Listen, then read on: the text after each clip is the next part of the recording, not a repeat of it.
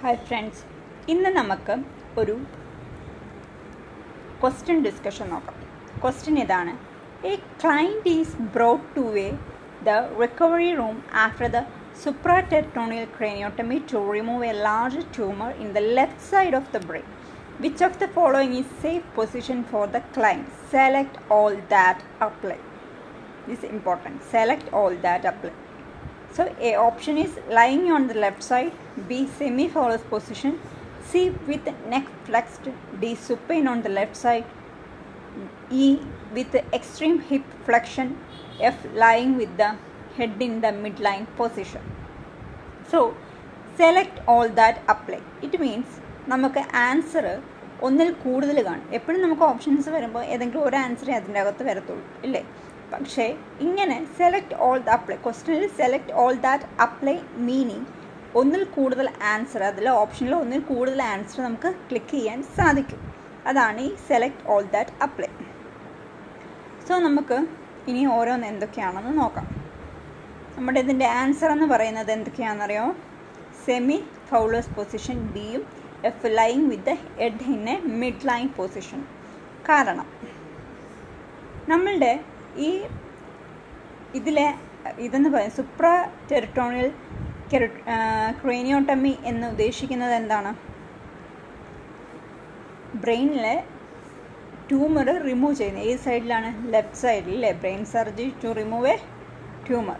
അപ്പോൾ റിക്കവറി റൂമിൽ ഏത് പൊസിഷൻ ചെയ്യണമെന്നുള്ള നമ്മുടെ ക്വസ്റ്റ്യൻ. അപ്പം മെയിൻ കോൾ എന്ന് പറഞ്ഞാൽ നമുക്ക് ICP കൂടാതിരിക്കാൻ നോക്കണം. ബ്ലഡ് ഡ്രെയിൻ ആകാതെ നല്ല രീതിയിൽ ബ്ലഡ് ഫ്ലോ അവിടെ നടക്കണം. ഇതാണ് നമ്മൾ ശ്രദ്ധിക്കേണ്ട കാര്യങ്ങൾ. അപ്പോൾ എന്തൊക്കെയാണ്? അപ്പോൾ നമ്മൾ പറഞ്ഞിരുന്നു ഇതിൻ്റെ ആൻസർ വരുമ്പോൾ first one semi Fowler's position. അപ്പോൾ നമുക്ക് നോക്കാം.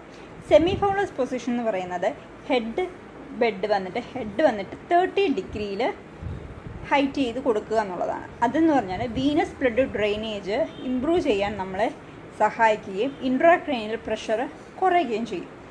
അതുപോലെയാണ് ഈ മിഡ് ലൈൻ പൊസിഷൻ എന്ന് പറയുന്നത്. ഈ മിഡ് ലൈൻ പൊസിഷനിൽ ഹെഡ് സ്ട്രെയിറ്റ് ആയിട്ടാണ് നമ്മൾ വെക്കുന്നത്. അപ്പം നെക്ക് ബെൻഡ് ആകില്ല. ഈ നെക്ക് ബെൻഡ് ചെയ്താൽ നമുക്ക് ജിഗുലാർ വെയിൻ ബ്ലോക്ക് സംഭവിക്കും. അത് ബ്രെയിൻ പ്രഷർ ഇൻക്രീസ് ചെയ്യാൻ ചാൻസസ് ഉണ്ട്. സോ മറ്റു ഓപ്ഷനിൽ നമ്മളിത് ചെയ്യുമ്പം ഓപ്പറേറ്റീവ് സൈഡിൽ, അതായത് ഓരോ ഓപ്ഷൻ എന്താണ്? Lying on the left side. A option എന്ന് പറയുന്നത് lying on the left side. Patient surgery ഇവിടെ ലെഫ്റ്റ് സൈഡിലാണ്. അപ്പോൾ അവിടെ അത് ഫസ്റ്റിൽ നമുക്കറിയാം അത് റോങ് ആൻസർ ആണ്. പിന്നെന്താണ്? വിത്ത് നെക്ക് ഫ്ലെക്സ്ഡ്. നെക്ക് ഫ്ലെക്സ് ആകുമ്പോൾ ഒബ്സ്ട്രക്റ്റ് വീനസ് ഡ്രെയിനേജ്, അത് ഇൻക്രീസ് ദ ICP ആകും. പിന്നെ supine on the left side, അത് നമ്മൾ അൺസേഫ് ആണെന്ന് ഓൾറെഡി പറഞ്ഞു, ഓപ്പറേറ്റീവ് സൈഡാണ്. പിന്നെ extreme hip flexion, increase the intra abdominal pressure, അതായത് ഇൻക്രീസ് ഇൻട്രാക്രേനിയൽ പ്രഷർ കൂടാൻ ചാൻസ് ഉണ്ട്. അപ്പോൾ ഇതാണ് നമ്മളുടെ ഇന്നത്തെ ചോദ്യം ഡിസ്കഷനും